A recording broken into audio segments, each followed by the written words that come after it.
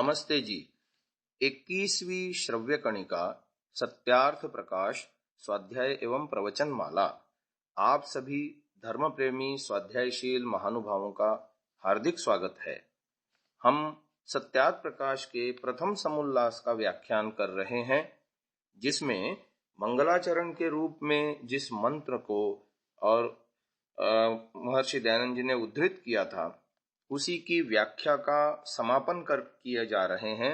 जो गत श्रव्य कणिका में मैंने आपको सुनाया था सबसे अंत में, उसकी एक बार आवृत्ति करते हुए आगे चलते हैं कि उरुर महान क्रमः पराक्रमो यस्य स उरुक्रमः। अनंत पराक्रम युक्त होने से परमात्मा का नाम उरुक्रम है। जो परमात्मा उरुक्रमः महापराक्रम युक्त मित्रः सबका सुहृद अविरोधी है, वह शम यानी सुखकारक, वह वरुण यानी सर्वोत्तम, वह शम यानी सुख स्वरूप, वह अर्यमा यानी न्यायाधीश, शम माने सुख प्रचारक, वह इंद्र यानी सकल ऐश्वर्यवान, शम यानी सकल ऐश्वर्यदायक, वह बृहस्पति ही सबका अधिष्ठाता विद्याप्रद और विष्णु सब में व्यापक परमेश्वर है। वह नः हमारा शम कल्याणकारक भवतु होवे। वायो ते ब्रह्मणे नमोस्तु। यहाँ बृह ब्रीहि वृद्धौ इन धातुओं से ब्रह्म शब्द सिद्ध हुआ है, जो सबके ऊपर विराजमान है, सबसे बड़ा है और अनंत बल युक्त है। सो परमात्मा ब्रह्म को हम नमस्कार करते हैं। हे परमेश्वर, त्वमेव प्रत्यक्षम ब्रह्मासि। आप ही अंतर्यामी रूप से प्रत्यक्ष ब्रह्म हो। त्वाम एव प्रत्यक्ष ब्रह्म वदिष्यामि। मैं आप ही को प्रत्यक्ष ब्रह्म कहूंगा, क्योंकि आप सब जगह में व्याप्त होके सबको नित्य ही प्राप्त हैं। ऋतम वदिष्यामि, जो आपकी वेदस्थ यथार्थ आज्ञा है, उसी को मैं सबके लिए उपदेश और आचरण भी करूंगा। सत्यम वदिष्यामि, सत्य ही बोलूं, सत्य ही मानूं और सत्य ही करूंगा। तन माम अवतु, सो आप मेरी रक्षा कीजिए। तद वक्तारम अवतु, सो आप मुझ आप्त सत्य वक्ता की रक्षा कीजिए, कि जिससे आपकी आज्ञा में मेरी बुद्धि स्थिर होकर विरुद्ध कभी न हो। क्योंकि जो आपकी आज्ञा है वही धर्म, और जो उससे विरुद्ध वही अधर्म है। महानुभाव, इस तरह से महर्षि दयानंद जी उस मंगलाचरण का समापन किए जा रहे हैं। आगे लिखा है, अवतु माम अवतु वक्तारम। यह दूसरी बार का पाठ अधिकारार्थ है। जैसे कश्चित कंचित प्रतिवदति त्वम ग्रामम गच्छ गच्छ, इसमें 2 बार क्रिया के उच्चारण से तू शीघ्र ही गांव को जा। ये कितना बढ़िया उदाहरण दिया है कि हम किसी को एक बार कहते हैं तू जा, जब वो वहीं खड़ा है तो कहते हैं जा जा, और जब नहीं जाता तो 3 बार भी कहते हैं कभी कभी, जा जा जा, जल्दी जा। तो वैसी ही ये बात है। कश्चित कंचित प्रतिवदति त्वम ग्रामम गच्छ गच्छ, इसमें 2 बार क्रिया के उच्चारण से तू शीघ्र ही गांव को जा, ऐसा सिद्ध होता है। ऐसे ही यहां भी कि हे परमात्मा, आप मेरी अवश्य रक्षा करो, अर्थात धर्म से सुनिश्चित प्रीति और अधर्म से घृणा सदा मैं करूं, ऐसी कृपा मुझ पर कीजिए। मैं आपका बड़ा उपकार मानूंगा। महानुभाव, एक बहुत बड़ा सिद्धांत है। हमारे मन में ये जिज्ञासा सदा रहनी चाहिए, जैसे ऋषि दयानंद ने यहाँ भूमिका में अभिव्यक्त की है, कि धर्म के प्रति मेरी सुनिश्चित प्रीति, यानी धर्म के आचरण में मैं कभी कोताही न करूं, कभी शिथिलता न बरतूं। धर्म में मेरी सुनिश्चित प्रीति हो और अधर्म से मैं घृणा करूं।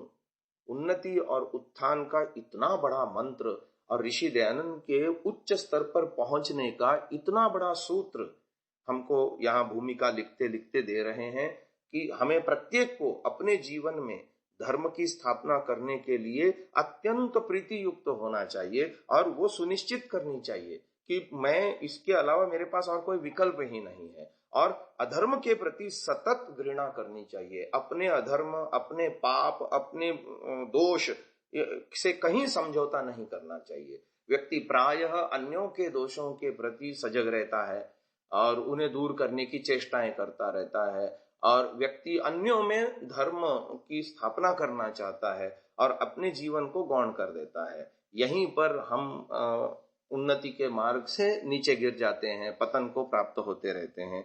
तो इस भूमिका में ये वाक्य बड़ा महत्वपूर्ण लगा मुझे, जहां वो ईश्वर को ये प्रार्थना करते हैं, दो दो बार प्रार्थना करते हैं, अवतु माम अवतु रक्ष वक्तारम, कि हे परमात्मा, और उसकी व्याख्या में आर्य भाषा में लिखते हैं कि हे परमात्मा, मेरी आप अवश्य रक्षा करो। यानी परमात्मा की रक्षा भी किस रूप में वो चाहते हैं कि मैं धर्म से सुनिश्चित प्रीति करूं और अधर्म से घृणा सदा करता रहूं। ऐसी मुझ पर कृपा कीजिए। आगे आ रहा है त्रिविध ताप निवारण की बात। ओम शांति ही शांति ही शांति ही, मंत्र के अंत में ये 3 शब्द हैं। उसकी व्याख्या करते हुए वो लिखते हैं, इसमें 3 बार शांति पाठ का यह प्रयोजन है कि त्रिविध ताप अर्थात इस संसार में 3 प्रकार के दुख हैं। एक आध्यात्मिक, जो आत्मा शरीर में अविद्या, राग द्वेष, मूर्खता और ज्वर पीड़ा आदि होते हैं, तथा दूसरा आदि भौतिक, जो शत्रु, व्याघ्र और सर्पादि से प्राप्त होता है। तीसरा आदिदैविक अर्थात जो अतिवृष्टि, अति शीत, अति उष्णता, मन और इंद्रियों की अशांति से होता है। इन 3 प्रकार के क्लेशों से हे परमात्मा, आप हम लोगों को दूर करके कल्याणकारक कर्मों में सदा प्रवृत्त रखिए, क्योंकि आप ही कल्याण स्वरूप सब संसार के कल्याणकर्ता और धार्मिक मुमुक्षुओं के कल्याण के दाता हैं। इसलिए आप स्वयं अपनी करुणा से सब जीवों के हृदय में प्रकाशित होजिए, कि जिससे सब जीव धर्म का आचरण और अधर्म को छोड़कर परम आनंद को प्राप्त हों और दुखों से सदा पृथक रहें। महानुभाव, बहुत बड़ी बात यहाँ पर आ रही है हमारे समक्ष कि 3 प्रकार के दुख, जो आध्यात्मिक, आदिदैविक, आदि भौतिक, इस विषय में बड़ी भ्रांतियां हैं लोगों को। और यह प्रवचन हम अगले श्रव्य कणिका में इसका विशद प्रवचन करेंगे कि महर्षि दयानंद जी ने सत्यार्थ प्रकाश में यही सिद्धांत इसके अलावा, भूमिका के अलावा 2 अन्य स्थानों में और किया है। वो भी हम आपको पढ़ के सुनाएंगे और इसके विषय में अधिक जानकारी देने की कोशिश करेंगे कि अधिदेव का मतलब है जड़, अधिभूत का मतलब है चेतन, और अधिआत्म का मतलब है अपने स्वयं। महानुभाव, ये कितना बड़ा विश्लेषण का तरीका है। प्रायः लोगों में बड़ी भ्रांतियां हैं इस विषय को लेकर के। आदिदैविक, आदिभौतिक, आध्यात्मिक दुखों के स्वरूप को न समझने के कारण भी एक और भ्रांति, अवान्तर भ्रांति ये है कि हर सुख दुख मिलने वाला हमको हमारे कर्मों का फल होता है, जबकि ऐसी बात नहीं है। हर सुख दुख, प्राप्त सुख दुख कर्मों का फल नहीं हुआ करता। कभी वो आदिदैविक दुख हो सकता है या सुख हो सकता है, कभी वह आदिदैविक, आदि भौतिक सुख या दुख हो सकता है, क्योंकि लोक में हम चेतनों के साथ जब व्यवहार करते हैं, लोग हमारे साथ प्रति व्यवहार करने में 100% स्वतंत्र होते हैं। वो अपनी बुद्धि से, अपनी समझ से, अपने संस्कारों के और अपनी परिस्थिति के आधार पर हमारे साथ व्यवहार करेगा। तो इसमें हमारा कर्मों के फल का कोई लेना देना नहीं होता। कोई हमको अतिरिक्त सुख देता है या कोई हमको दुख देता है, न्यायपूर्वक जितना मिलना चाहिए उससे अधिक सुख देता है या अन्याय पूर्वक हमको दुख देता है, तो ये आदि भौतिक सुख दुख के अंतर्गत आता है। ये बात लोगों के समझ में नहीं आती। हम इस सिद्धांत को महर्षि दयानंद जी ने कहां कहां सत्यार्थ प्रकाश में अन्यत्र भी उल्लेखित किया है, वो भी आपके सामने अगली श्रव्य कणिका में रखेंगे। अब इसको यहीं विराम देते हैं। इति ओम शम। ओम नमस्ते जी। 22वीं श्रव्य कणिका सत्यार्थ प्रकाश स्वाध्याय एवं प्रवचन माला। आप सभी स्वाध्याय प्रेमी, धर्म प्रेमी महानुभावों का हार्दिक स्वागत है। सत्यार्थ प्रकाश के प्रथम समुल्लास का प्रकरण चल रहा है, जिसमें त्रिविध ताप या त्रिविध दुख की व्याख्या चल रही थी। महर्षि ने इसमें लिखा है कि एक आध्यात्मिक त्रिविध ताप, अर्थात इस संसार में 3 प्रकार के दुख हैं। एक आध्यात्मिक जो आत्मा शरीर में अविद्या, राग द्वेष, मूर्खता और ज्वर आदि पीड़ा होते हैं। दूसरा अधिभौतिक जो शत्रु, व्याघ्र, सर्प आदि से प्राप्त होता है। तीसरा अधिदैविक अर्थात जो अतिवृष्टि, अतिशीत, अति उष्णता, मन और इंद्रियों की अशांति से होता है। महानुभावों, यही विषय सत्यार्थ प्रकाश के नवम समुल्लास में भी अंत अंत में योगश्चित्त वृत्ति निरोध तदा दृष्टु स्वरूपे अवस्थानम का व्याख्यान करने के बाद तो सांख्य दर्शन के प्रथम अध्याय के प्रथम सूत्र अथ त्रिविध दुख अत्यंत निवृत्ति अत्यंत पुरुषार्थ, इस सूत्र की व्याख्या में लिखते हैं यह सांख्य का सूत्र है जो आध्यात्मिक अर्थात शरीर संबंधी पीड़ा, यहाँ पर थोड़ा सा संक्षेप में लिखा है, केवल इतना ही लिखा है शरीर संबंधी पीड़ा, और फिर आदि भौतिक में लिखते हैं जो दूसरे प्राणियों से दुखित होना, फिर लिखते हैं आदि दैविक में जो अतिवृष्टि, अति ताप, अति शीत, मन इंद्रियों की चंचलता से होता है। इस त्रिविध दुख को छुड़ाकर मुक्ति पाना अत्यंत पुरुषार्थ है। तो ऋषि दयानंद के लेख में एक और विशेषता मिलती है जो अन्य चिंतकों में, विचारकों में प्रायः नहीं मिलती, कि ऋषि दयानंद किसी सिद्धांत को अपने पुस्तकों में अनेकत्र अथवा अलग अलग पुस्तकों में भी जहां कहीं भी व्याख्यान करते हैं, वो अपने सिद्धांत में बिल्कुल दृढ़ हैं। आपको शब्दावली जरूर अलग अलग मिल जाएगी, कहीं शब्द कम होंगे, कहीं अधिक होंगे, कहीं और कोई दूसरे एंगल से उसी बात को कही गई होगी, लेकिन सिद्धांतों का मूल सिद्धांत और भाव कभी आपको परिवर्तित नहीं मिलेगा। जबकि समाज में ऐसे अनेकों चिंतक, विचारक हुए हैं, तत्ववेत्ता हुए हैं, जिनके ग्रंथों को हम पढ़ते हैं, उनमें विशेषकर मुझे उदाहरण देने में मेरे दिमाग में आ रहे हैं आधुनिक युग के रजनीश, जिनको भगवान ओशो नाम से कहा जाता है। उनके ग्रंथों को आप पढ़ जाइए, एक ही ग्रंथ में अपने द्वारा प्रतिपादित विषय का ही अगले 4 पन्नों में वो खंडन करते पाए जाएंगे, और उसके विपरीत सिद्धांत वदतो व्याघात दोष से जगह जगह उनकी पुस्तकों में वर्णन मिलता है। यद्यपि उनकी वक्तृता शैली और उसी के आधार पर लिखे गए उनके सारे के सारे ग्रंथ, पुस्तकें वक्तृता शैली की दृष्टि से प्रारंभिक रूप में वक्ता को एकदम से आकर्षित करने वाली होती हैं। मैंने कई पुस्तकें पढ़ी हैं उनकी, लेकिन वो अपनी ही कथित बात का आगे चल के खंडन कर देते हैं। महर्षि दयानंद जी की ये विशेषता है कि वो किसी भी सिद्धांत को एक ही ग्रंथ में, चाहे अनेकत्र वो व्याख्यान करें अथवा अपने ग्रंथांतर में अर्थात दूसरे ग्रंथों में उसी सिद्धांत का व्याख्यान यदि करें, तो उसमें कहीं भी आपको मूल सिद्धांत में और उसके भाव में अंतर नहीं मिलेगा। शब्दावली में अंतर मिल सकता है, या वेद मंत्र की जब व्याख्या करते हैं तो वहां प्रसंग अनुकूल, क्योंकि वेद मंत्र की व्याख्या कई कई तरह से की जा सकती है, अधिदैविक, अधिभौतिक, आध्यात्मिक उसके अर्थ किए जाते हैं, उस संदर्भ में परिवर्तन मिलेगा। एक ही स्थान पर ऋग्वेदादि भाष्य भूमिका में कई वेद मंत्रों का उन्होंने तीनों आध्यात्मिक, अधिभौतिक, अधिदैविक अर्थ किए हैं, तो वहां पर भेद मिलेगा, किंतु सिद्धांत की दृष्टि से जहां कहीं भी वो प्रतिपादन करते हैं, वहां वो अपने सिद्धांतों के प्रति दृढ़ और निश्चयात्मक बुद्धि वाले प्रतीत होते हैं। अब मैं आपको एक निवेदन करना चाहता था, वो ये है कि अधिदैविक, अधिभौतिक और आध्यात्मिक, जैसा कि मैंने पिछले श्रव्य कणिका में अंत में आपको बताने का प्रयास किया था कि हमारे जीवन में प्राप्त होने वाला हर सुख दुख जो है वो हमारे कर्मों का फल नहीं होता। कर्म फल चेतन दिया करता है। चेतन 2 हैं, एक आत्मा, एक परमात्मा। कर्म पहले, फल बाद में होता है, और कर्म फल देने वाले को कर्म का पूरा पूरा सटीक ज्ञान होना आवश्यक है। अब हम रास्ते में चल रहे हैं, चलते हुए किसी ने हमको ठोकर मार दी, गाड़ी से वो आ रहे थे, स्कूटर से आ रहे थे या गाड़ी से आ रहे थे, ठोकर मार दी और हम गिर गए और हम जख्मी हो गए, हाथ पैर टूट गया या किसी भी तरह से दुख को प्राप्त हो गए। अब ये जो दुख है, क्या उस ठोकर मारने वाले को हमारे कर्मों का पता था कि जिस कर्म का फल हमको वो दे रहा है? नहीं पता था।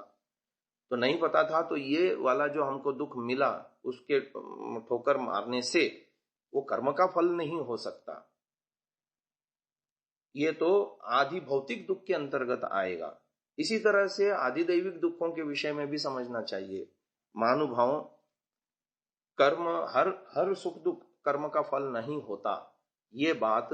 और दूसरी बात, कर्मफल सिद्धांत को यदि हम जानना चाहें तो दिल्ली के श्री सतीश जी आर्य द्वारा कर्मफल सिद्धांत के ऊपर लिखी हुई बहुत अच्छी पुस्तक है। उस पुस्तक का मैंने ऑडियोकरण किया है। आप में से जो महानुभाव उसको प्राप्त करना चाहते हैं, मुझे सूचित अवश्य करें। मैं उसकी लिंक आपको दे दूंगा। संकेत स्थल अंतरजाल पर, इंटरनेट पर संकेत स्थल लिंक उसकी दे दूंगा। तो आप वहां से उन ऑडियो को डाउनलोड करके कर्मफल विषय में विस्तृत जानकारी वहां पर प्राप्त कर सकते हैं। तो महानुभाव, हमने ये जानने की कोशिश की कि जो जड़ों से प्राप्त होता है वो आधिदैविक दुख है। जो चेतनों से और जड़ों में प्राप्त होने वाले दुखों में मन इंद्रियों की चंचलता, अशांति का भी उल्लेख है, क्योंकि मन और इंद्रियां जड़ हैं। ये ऋषि दयानंद का सिद्धांत है। हमको चेतनवत जरूर लगता है मन, हम चाहते नहीं है फिर भी नाना विचार आते रहते हैं हमारी इच्छा के बगैर, ऐसा नहीं है। मन जड़ है। ये जीवात्मा अपनी इच्छा से और प्रेरणा से ही मन में विचारों को उत्पन्न करता है। ये बात अति सूक्ष्मता में, साधना में समझ में आती है। लेकिन प्रायः सामान्य आदमी को ऐसा लगता है कि मन चेतनवत है, ऐसा नहीं है। इसलिए उसकी परिगणना मन इंद्रियों से प्राप्त होने वाले दुखों की आधिदैविक में किया है, क्योंकि अधिदैव दुखों का संबंध जड़ों से है। अच्छा, और आदि भौतिक दुख का मतलब है चेतनों से जो हमको प्राप्त होता है। चेतन प्राणी फिर कोई भी हो सकते हैं, मनुष्य अथवा मनुष्यतर अन्य प्राणी, उनसे जितना भी दुख हमको प्राप्त होता है वो सारा का सारा, यानी शत्रु, व्याघ्र, सर्प आदि से प्राप्त होने वाला दुख। और वहां पर 9वें समोल्लास में लिखते हैं दूसरे प्राणियों से दुखित होना। तथा आध्यात्मिक दुख में वो लिखते हैं अपने अंदर अविद्या। अब ये अविद्या का उदाहरण बड़ा रोचक हो सकता है। आदमी न जाने कितने भ्रम और कितने विषयों में उल्टा ज्ञान मन में रखता है। बिल्ली के रास्ता काटने से और हमारे काम बिगड़ने से कहीं कोई लेना देना नहीं है, लेकिन लोग ऐसा मानते हैं कि हम कहीं बाहर जा रहे हैं, किसी ने छींक दिया या बिल्ली रास्ता काट गई तो अब हमारा काम नहीं होगा। अब एक व्यक्ति घर से इंटरव्यू देने के लिए निकला। अब घर से निकलते ही घर के किसी गृह सदस्य ने उसके सामने छींक दिया बुरी तरह से। अब वो पहले ही मन में शंकित हो गया कि पता नहीं मेरा इंटरव्यू आज सफल होगा या नहीं, मुझे नौकरी मिलेगी या नहीं। अब जैसे ही घर से बाहर निकला, गली में से उसका बिल्ली रास्ता काट गई। अब वो दुखी हो रहा है, जाते जाते दुखी हो रहा है, डिप्रेशन में आ गया। जितना याद किया था इंटरव्यू के लिए, जितनी तैयारी की थी, वो भी भूल गया और इंटरव्यू में असफल हो गया। अब असफल होने पर उसने दोष किसको दिया? उस बिल्ली को और उस छींकने वाले को। देखा, तुम यदि छींकते नहीं उस समय, यदि रोक के रखते तो और मेरे निकल जाने के बाद छींकते तो शायद मैं इंटरव्यू में पास होता, अथवा वो बिल्ली रास्ता न काट दी होती तो मैं शायद इंटरव्यू में उत्तीर्ण होता। लेकिन ऐसा नहीं है।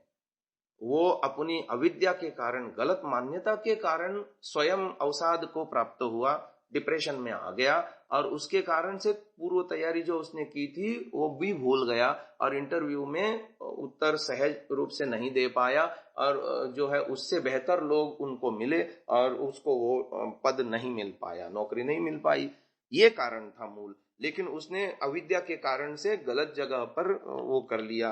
तो इस तरह से बहुत सारे दुख हम अपनी अविद्या के कारण से, अज्ञान के कारण से, विस्तार लंबा हो जाएगा। मैं आपको संकेत मात्र दे रहा हूं उदाहरण के द्वारा कि कैसे हम आध्यात्मिक दुख प्राप्त करते हैं।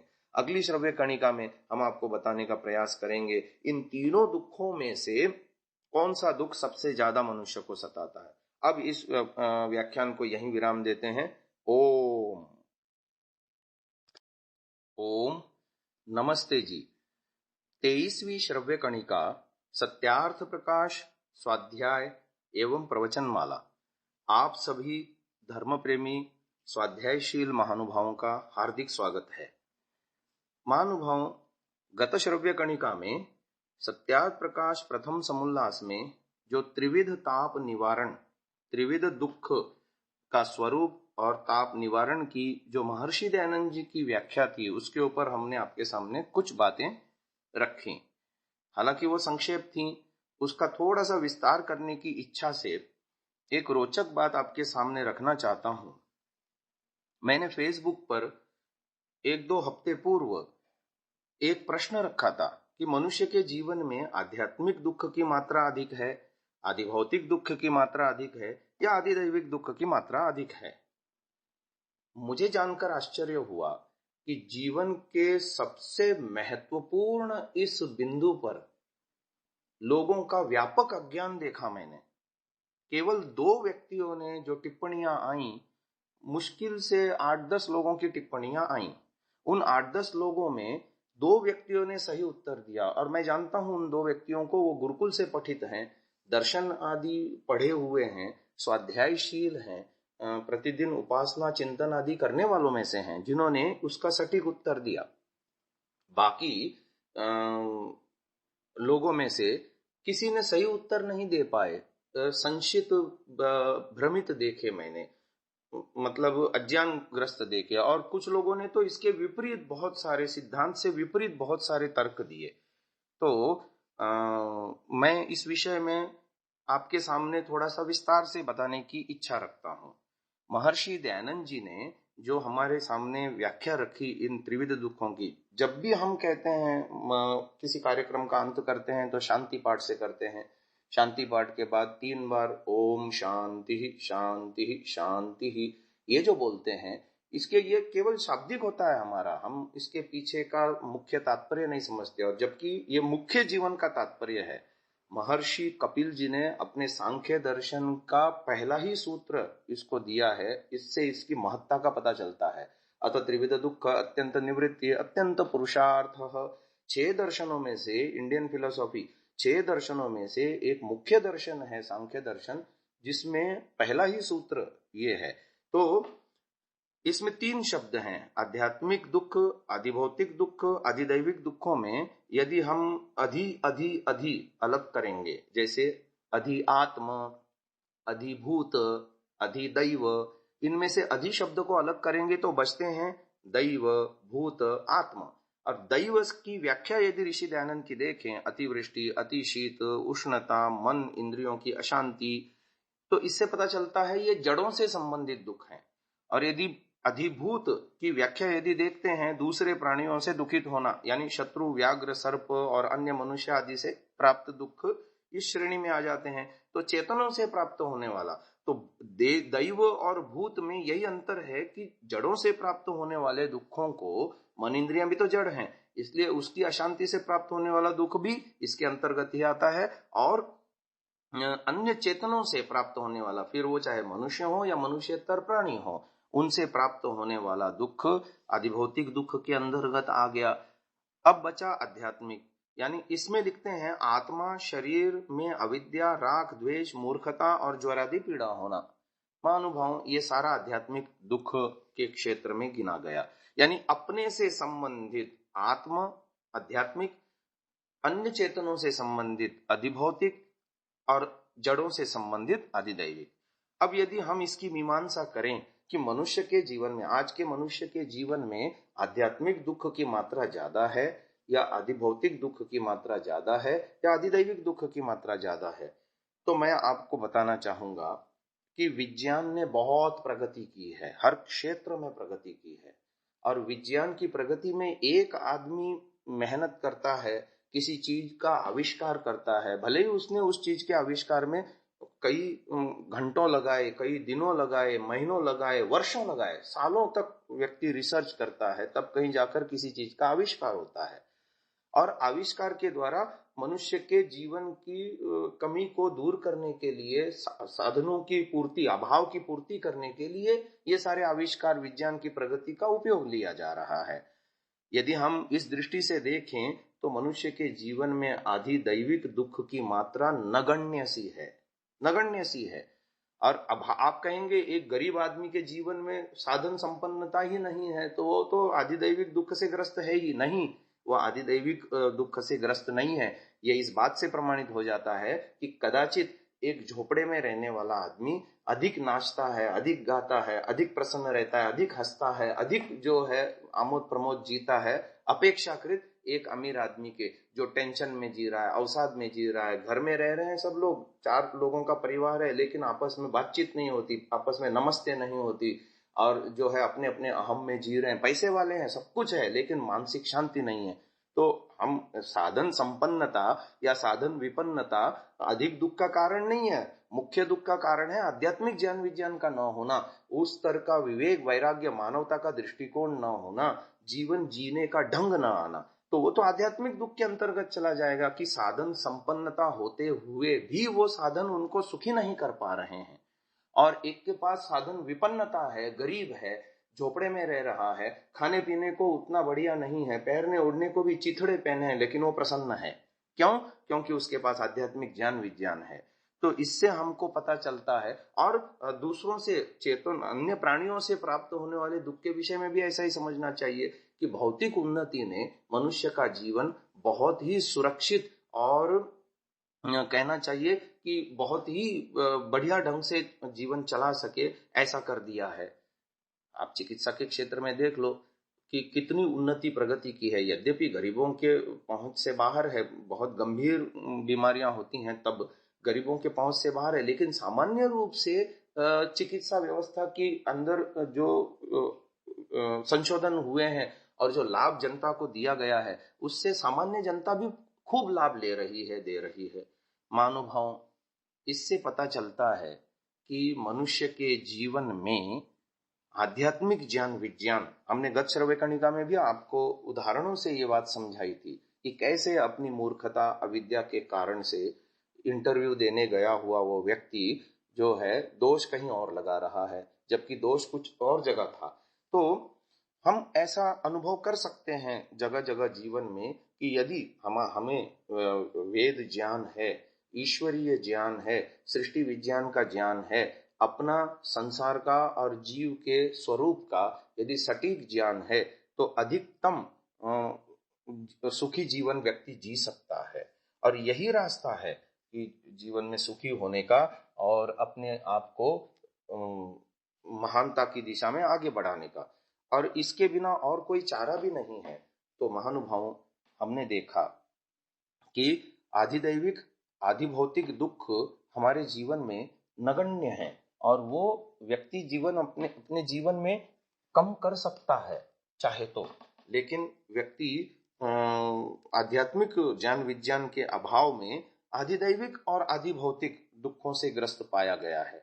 यदि हम इसकी मीमांसा करें और अपने जीवन में निरीक्षण करें, तो हमको ऐसा पता लगेगा कि अधिकांश दुख जो हम अन्यों से लेते हैं, चाहे चेतनों से हो या जड़ों से हो, वो आध्यात्मिक ज्ञान विज्ञान को प्राप्त करके उनसे भी बचा जा सकता है।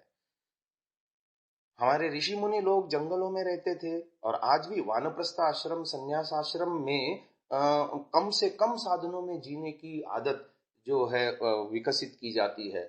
तो बाहर के कारण कम हैं दुख के हमारे लिए, हमारे आध्यात्मिक कारण ही अधिक हैं। महानुभाव, इस पर हम विचार करें और तीनों दुखों से ऊपर उठने के लिए आध्यात्मिक ज्ञान विज्ञान को प्राप्त करें, वेद के ज्ञान विज्ञान को प्राप्त करें, योग की विद्या को सीखने का प्रयास करें। और जीवन की शैली, योग विद्या न केवल हमको आध्यात्मिकता का और अग्रसर करती है, बल्कि सामान्य जीवन में जीना कैसा है वो भी सिखाती है।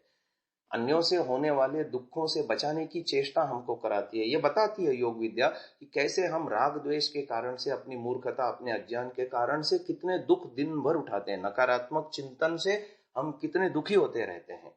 तो ये इससे निष्कर्ष निकलता है कि आध्यात्मिक ज्ञान विज्ञान के अभाव में ही, विद्या के अभाव में ही हम अधिदैविक और अधिभौतिक दुखों से भी ग्रस्त हो जाते हैं, और प्रज्ञा अपराध के कारण ही उल्टा सोचते हैं, उल्टा बोलते हैं, उल्टी क्रियाओं को करते हैं और दुखी होते रहते हैं। और तीनों दुखों से ज्ञान विज्ञान को प्राप्त करके, आध्यात्मिक चिंतन को धारण करके हम तीनों दुखों से बच सकते हैं और आगे चल करके समाधि लगा करके मोक्ष आदि तक भी उन्नत हो सकते हैं। आज के लिए इतना ही। ओम। ओम नमस्ते जी।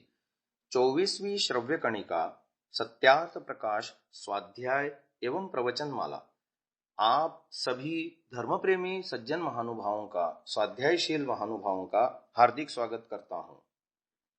हमने गत श्रव्य कणिका में त्रिविध ताप निवारण, त्रिविध दुख निवृत्ति के विषय में कुछ बातें जानने का प्रयास किया।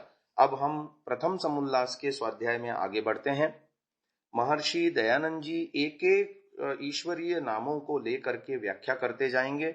जैसा कि मैंने पहले भी निवेदन किया कि उस गुण कर्म स्वभाव के आधार पर ऋषि दयानंद ने शब्दों की व्युत्पत्ति करके व्याकरणानुसार उसके भावों को लेकर के ईश्वर के उन नामों की व्याख्या की है। तो आइए हम आगे बढ़ते हैं। यजुर्वेद का 7वें अध्याय का 42वां मंत्र था, जिसमें आया था सूर्य आत्मा जगतस्तस्थुषश्च। इस वचन से जो जगत नाम प्राणी, चेतन और जंगम अर्थात जो चलते फिरते हैं, तस्थुषः अप्राणी अर्थात स्थावर, जड़ अर्थात पृथ्वी आदि हैं, उन सबके आत्मा होने और स्वप्रकाश स्वरूप सबके प्रकाश करने से परमेश्वर का नाम सूर्य है। आगे बात लिखते हैं, अत सातत्य गमने। इस धातु से आत्मा शब्द सिद्ध होता है। यो अतति व्याप्नोति स आत्मा। जो सब जीवादि चराचर जगत में निरंतर व्यापक हो रहा है, इससे परमात्मा का नाम आत्मा है। परश्च असौ आत्मा च य आत्मभ्यो जीवेभ्यः सूक्ष्मेभ्यः परोति सूक्ष्मः स परमात्मा। जो सब जीव आदि से उत्कृष्ट है, यानी समस्त जीवों में सबसे बढ़िया है, और जीव प्रकृति तथा आकाश से भी अति सूक्ष्म है। यानी संसार में जितने भी सूक्ष्मतम पदार्थ हैं, यदि देखा जाए तो प्रकृति से भी सूक्ष्म है जीवात्मा, और जीवात्मा से कुछ कम सूक्ष्म यानी अधिक स्थूल है प्रकृति, और ये आकाश आदि तो स्पष्ट रूप से अधिक सूक्ष्म है। तो आकाश की दृष्टि से प्रकृति सूक्ष्म है, प्रकृति से भी जीवात्मा सूक्ष्म है। तो ये सूक्ष्मतम पदार्थों में भी परम अति सूक्ष्म है परमात्मा, और जो सब जीवों का अंतर्यामी आत्मा है, यानी सब में समाया हुआ है, इसलिए ईश्वर का नाम परम आत्मा है। परम शब्द हम केवल और केवल ईश्वर के साथ ही जोड़ सकते हैं। परम ज्ञानी, परम विद्या युक्त, परम आत्मा आदि आदि, ये शब्द अन्य किसी के साथ लागू नहीं हो सकता। आगे आते हैं, सामर्थ्य वाले का नाम ईश्वर है। यह ईश्वरेषु समर्थेषु परमः श्रेष्ठः स परमेश्वरः। जो ईश्वरों का ईश्वर अर्थात सामर्थ्यों में सामर्थ्य, जिसके तुल्य कोई न हो, उसका नाम परमेश्वर है। तो तीन बातें यहां सामने आ रही हैं। यदि परमेश्वरीय धातु से ईश्वर शब्द बन सकता है, तो जिसके पास ऐश्वर्य है वो ईश्वर। अब लोक में भी हम देखते हैं, जिसके पास बुद्धि रूपी ऐश्वर्य होता है या ज्ञान रूपी ऐश्वर्य होता है, यानी विद्या होती है, उसको हम ईश्वर कह देते हैं। या जिसके पास बल होता है, शारीरिक स्वास्थ्य होता है, या जिसके पास धन संपत्ति होती है, सगे संबंधी अधिकार आदि होते हैं, अधिकार संपन्न होता है, वो सब ईश्वर ही तो है। लेकिन इन सभी ईश्वरों में जिसका सामर्थ्य सबसे अधिक, उसके तुल्य कोई भी नहीं, इसलिए ईश्वर को परम ईश्वर कहते हैं। यहां भी परम शब्द इसी अर्थ में आया कि उससे अधिक और कोई नहीं। तो महानुभाव, ये हम सत्यार्थ प्रकाश में एक एक शब्द को लेकर के, उसकी धातु प्रत्यय प्रक्रिया को लेकर के महर्षि दयानंद जी ने कितना सुंदर ईश्वर का विवेचन किया है। आगे शब्द आता है सविता। यह शब्द आध्यात्मिक जगत में बहुत ही प्रसिद्ध शब्द है। गायत्री मंत्र में भी यही आता है, और ऋषि दयानंद को जो सबसे अधिक प्रिय मंत्र था, उसका देवता भी सविता था। विश्वानि देव सवितर्दुरितानि परासुवा, उसमें भी सविता शब्द आता है। तो सविता शब्द बड़ा महत्वपूर्ण है। उसकी उत्पत्ति प्रक्रिया बता रहे हैं व्याकरण के अनुसार। शुई अभिशवे, शूंग प्राणी गर्भ विमोचने, इन धातुओं से सविता शब्द सिद्ध होता है। अभिशवः प्राणी गर्भ विमोचनम च उत्पादनम, यच्चराचरम जगत सुनोति सूते वा उत्पादयति स सविता परमेश्वरः। जो सब जगत की उत्पत्ति करता है, इसीलिए परमेश्वर का नाम सविता है। महानुभाव, सविता शब्द जो है बहुत ही, जैसा कि मैंने कहा, निरुक्तकार कहते हैं शु प्रेरणे से सविता शब्द बनता है। सविता सर्वस्य प्रसविता, ये निरुक्त में आया है। परमेश्वर सब जगत को उत्पन्न करके उसके प्रत्येक घटक को अपने अपने कार्य में प्रवृत्त करता तथा मनुष्य मात्र को शुभ कर्मों में प्रेरित करता है। ग्रंथकार ने अपने ग्रंथ में सविता शब्द से प्राय उत्पादक तथा प्रेरक अर्थों को ही ग्रहण किया है। सविता पश्चात्तात्, सविता पुरस्तात्, सवितोत्तरात्, सविताधरात्तात्, सविता नः सुवतु सर्वतातिम, सविता नो रासन्ताम दीर्घमायुः। ये ऋग्वेद में मंत्र आया। दशम मंडल में 36वें सूक्त में 14वां मंत्र है ये।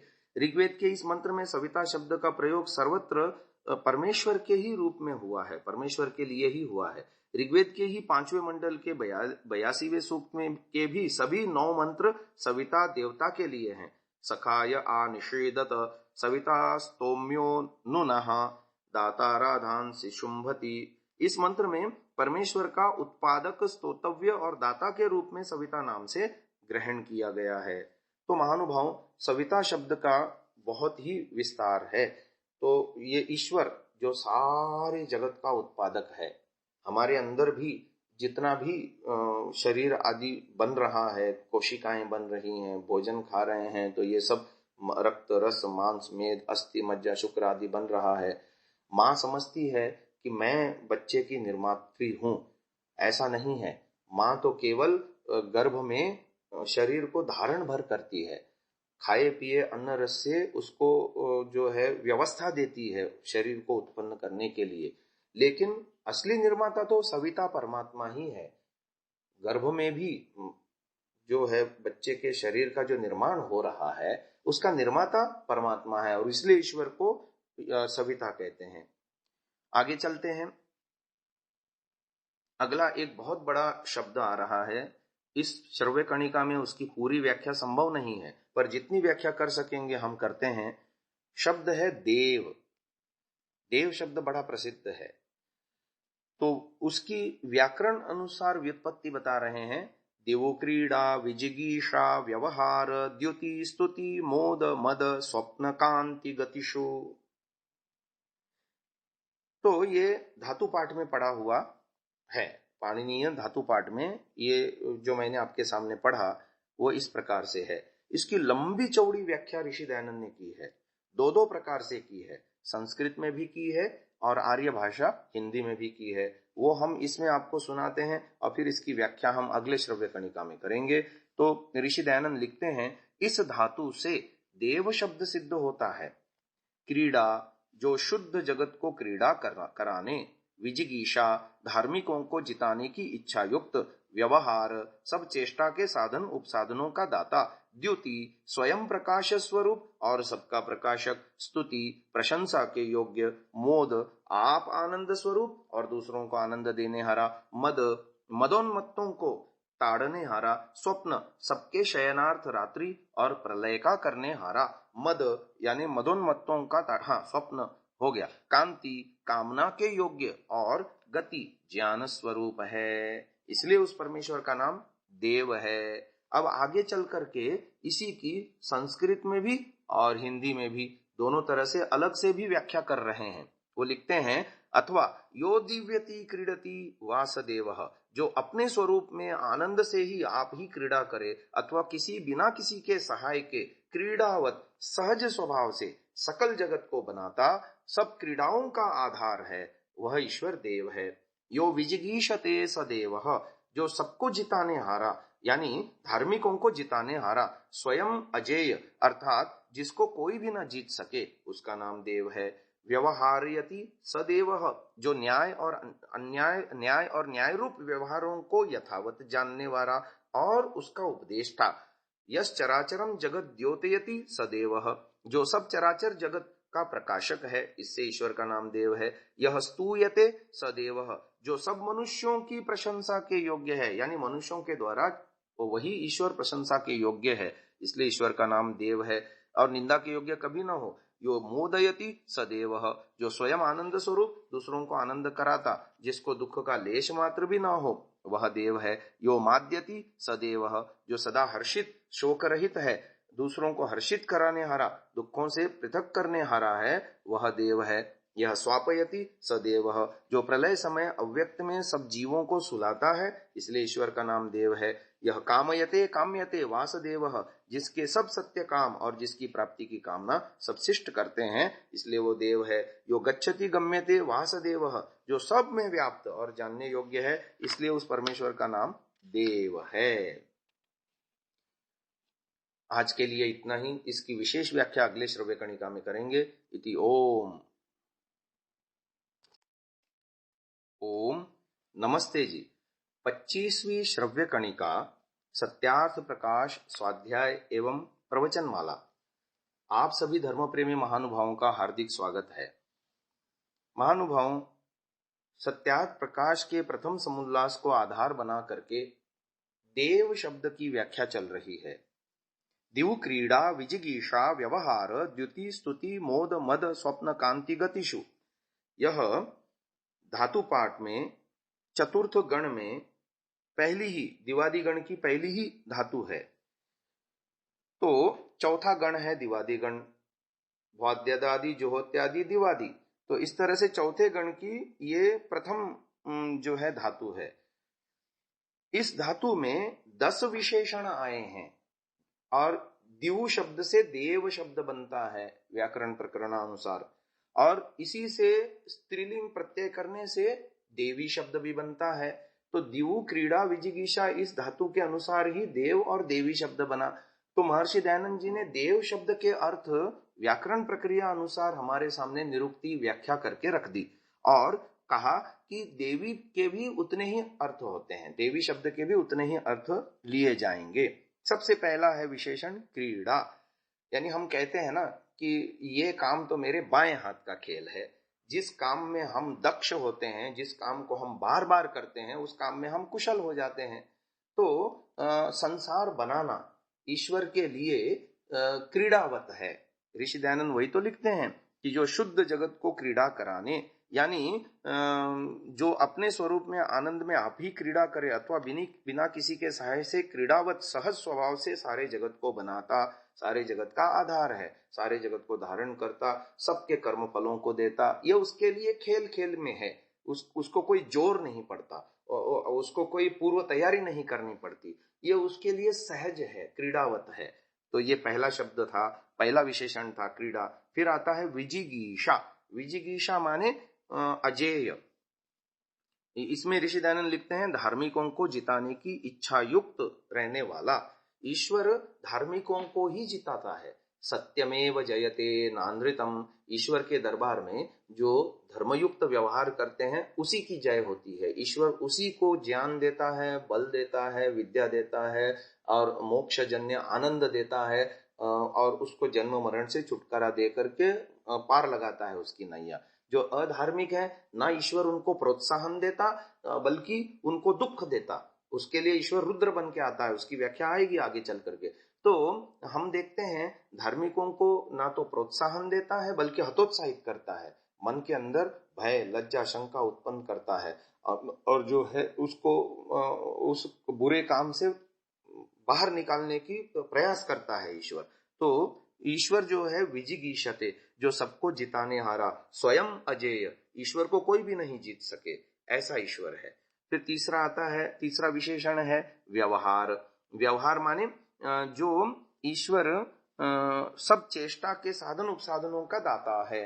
ये हमको जो शरीर मिला है, मन बुद्धि इंद्रियां, ये आंतरिक साधन है और बाहरी साधन है हाथ पैर आदि, ये सब बाहरी साधन है। इसके अलावा अन्य पृथ्वी जल अग्नि वायु आकाश और इससे उत्पन्न भूत मात्र के सारे पदार्थ, ये सारे साधन उपसाधनों का बना करके देने वाला ईश्वर है। और जो है आगे लिखा है न्याय और न्याय रूप व्यवहारों को जानने वाला और उसका उपदेष्टा, ये दूसरा पक्ष है व्यवहार का। आगे चलते हैं। व्यवहार के बाद अगला शब्द आता है द्युति। द्युति माने चमक।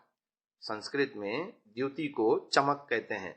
तो या प्रकाश, तो सारे संसार को जो प्रकाशित करे, अव्यक्त से व्यक्त में लाए, यानी अव्यक्त प्रकृति थी उससे इतना बड़ा संसार बुद्धि से लेकर के पृथ्वी तक सारे पदार्थों को उत्पन्न करे और ये सारा संसार व्यवहार के लायक उत्पन्न करे, प्रकाशित करे, इसलिए ईश्वर का नाम द्युति है, देव है। द्युति इस विशेषण के कारण से देव है। आगे चलते हैं। स्तुति।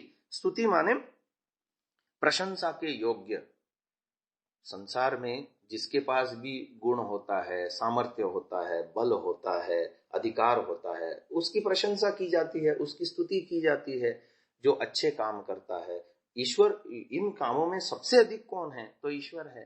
सामर्थ्य ईश्वर के पास सबसे अधिक है, बल ईश्वर के पास सबसे अधिक है, ज्ञान ईश्वर के पास सबसे अधिक है। कार्य ईश्वर के सदा ही धर्मयुक्त ही होते हैं, कल्याणकारी ही होते हैं, जीवों के भले के लिए ही होते हैं। तो इन सब में सबसे अधिक होने से ईश्वर ही स्तुति करने के योग्य है। ईश्वर के अलावा और कोई स्तुति करने के योग्य नहीं है। सब मनुष्यों की प्रशंसा के योग्य है और निंदा के योग्य कभी नहीं। ईश्वर निंदा के योग्य कभी नहीं हो सकता। हम आए दिन ईश्वर को भला बुरा कहते हैं, लेकिन ऐसा नहीं है। हम अविद्या के कारण से ईश्वर को अकल्याणकारी समझ लेते हैं, पर ऐसा नहीं है। ईश्वर सदा ही स्तुति के योग्य है, निंदा के योग्य कभी नहीं। आगे चलते हैं। क्रीड़ा विजिगीषा व्यवहार द्युति स्तुति। फिर आगे आता है मोद। मोद माने आनंद, प्रसन्नता, सुख, शांति की अनुभूति। ये सारा ईश्वर कराता है, स्वयं आनंद स्वरूप है और अपने भक्तों को, धार्मिकों को, मुमुक्षुओं को सब प्रकार से आनंदित करता है। सब प्रकार से ईश्वर में जरा भी लेश मात्र भी दुख नहीं है और अपने भक्तों को भी दुखों से छुड़ाता है। आगे आता है मद। मद माने ईश्वर जो है स्वयं सदा हर्षित रहता है, शोक रहित रहता है और हमें भी हर प्रकार से हर्षित करता है और दुखों से पृथक करता है। एक पक्ष इसका ये हो गया। और दूसरा पक्ष मद माने मदोन्मत्तों को ताड़न करने वाला है, यानी जो अहंकारी होते हैं उनका अहंकार दूर करने वाला है, उनको जो है दुख दे करके जो है उनके मद का हरण करने वाला है। कहते हैं ना, मराठी में भी एक कहावत है, गर्वाचे घर खाली। तो जो जितना अहंकारी होता है वो दूसरों के जो है सम्मान से दूर होता चला जाता है। लोग उसकी इज्जत नहीं करते। सामने भले ही उसको चापलूसी करें, लेकिन पीठ पीछे उसको गालियां ही मिलती हैं, उसका सम्मान घटता ही है, उसका ऐश्वर्य भी घटता है। तो अहंकार से युक्त व्यक्ति को ताड़न करने हारा। आगे चलते हैं। स्वप्न विशेषण है। स्वप्न माने जो जैसे हम रात्रि में नींद आती है तो हम संसार से बेखबर हो जाते हैं, संसार से टूट से जाते हैं। ऐसे ही रात्रि ईश्वर का ब्रह्म दिन माने सृष्टि और ब्रह्म रात्रि माने प्रलय, यानी सब जीवों के लिए ये सृष्टि का प्रलय करके जीवों को सुलाता है।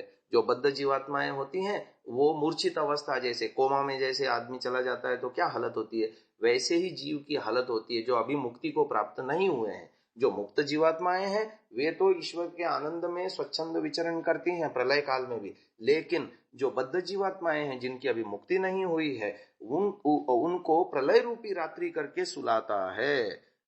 इसलिए अव्यक्त समय में सब जीवों को सुलाता, प्रलय समय में अव्यक्त में सब जीवों को सुलाता, इसलिए ईश्वर का नाम स्वप्न है। स्वप्न विशेषण से देव नाम बनता है। आगे चलते हैं।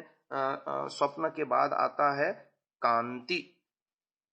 यह कामयते काम्यते वासुदेव, कामना करने के योग्य है। ईश्वर जो है ना, इच्छा ईश्वर प्राप्त करने की इच्छा करने के योग्य है, क्योंकि हमको जो जो चाहिए वो सब ईश्वर के पास है। और धर्मयुक्त व्यवहार से, रीत नियमों का, श्रुत नियमों का यथा योग्य पालन करने से ईश्वर हमको वो दे सकता है। इसलिए ईश्वर ही कामना करने के योग्य है। आगे सभी प्रकार के शिष्ट लोग उसी की प्राप्ति की कामना करते पाए गए हैं। आदि सृष्टि से लेके अब तक सभी ऋषि मुनियों ने ईश्वर की ही कामना की और हम सबको उपदेश दिया कि तुम भी हमारे जैसे ईश्वर की प्राप्ति की कामना करो और उसे प्राप्त करो। आगे चलते हैं। कांति के बाद आता है गति, और गति के तीन अर्थ हैं, ज्ञान, गमन, प्राप्ति। तो ये सभी सब में व्याप्त है, ईश्वर जानने योग्य है, इसलिए ईश्वर का नाम देव है। तो देव शब्द को लेकर के इतनी लंबी चौड़ी व्याख्या ऋषि दयानंद ने कर दी कि क्रीड़ा, विजिगीषा, व्यवहार, द्युति, स्तुति, मोद, मद, स्वप्न, कांति, गतिषु। तो जब भी हम किसी ईश्वर को जब हम देव शब्द से संबोधित करें तो इतने विशेषण हमारे सामने होने चाहिए। देखिए ईश्वर का कितना व्यापक स्वरूप है कि जिसको संसार बनाना क्रीड़ावत है, जो धार्मिकों को सदा जिताता है, अधार्मिकों को नहीं, जो हमको ये सारे साधन उपसाधनों का देने वाला है, जो जिसने सारा संसार प्रकाशित किया है, जो स्तुति करने के योग्य है, जो हमें सदा आनंदित करता है, सब क्लेशों से बचाता है, हमारे लिए प्रलय रूपी रात्रि करता है और नए सिरे से दूसरी बार सृष्टि बनाता है, और जो कामना करने के योग्य है, और जो ज्ञान, गमन, प्राप्ति अर्थात जो प्राप्त करने योग्य है, जानने योग्य है, व्यवहार में, जीवन व्यवहार में उतारने योग्य है, ऐसा ईश्वर देव है। और यही सारे शब्द देवी के रूप में भी आते हैं। महानुभाव, पहले भी मैं बता चुका कि चेतन पदार्थों का कोई लिंग नहीं होता, ना आत्मा का ना परमात्मा का। आत्मा जिस शरीर को धारण करता है उस शरीर के कारण से वो उस लिंगधारी माना जाता है, पुरुष, स्त्री या नपुंसक। लेकिन ऐसे आत्मा का कोई अपना लिंग नहीं होता, ऐसे ईश्वर का भी लिंग नहीं होता। इसलिए ईश्वर के तीनों लिंगों में नाम वेद आदि सत्य शास्त्रों में मिलते हैं। तो देव शब्द के जितने अर्थ हैं वही शब्द देवी शब्द के भी हो जाएंगे, ऐसा समझना चाहिए। आज के लिए इतना ही। ओम।